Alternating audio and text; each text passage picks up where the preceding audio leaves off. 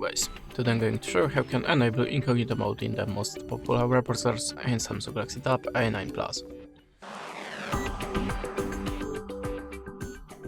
So let's start from the Firefox. In this web browser, just click on the three-dot icon, open the new tab, and click on the Store Mask. That's it.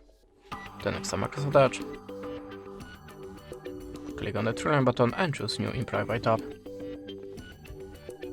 The next on Opera, click on the tab icon, switch to private and click on the red plus.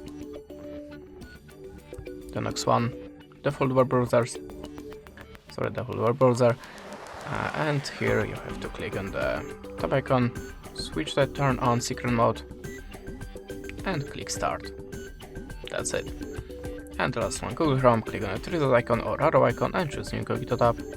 And this is the way how you can do it. Thanks for watching, leave us a like, recommend, and goodbye.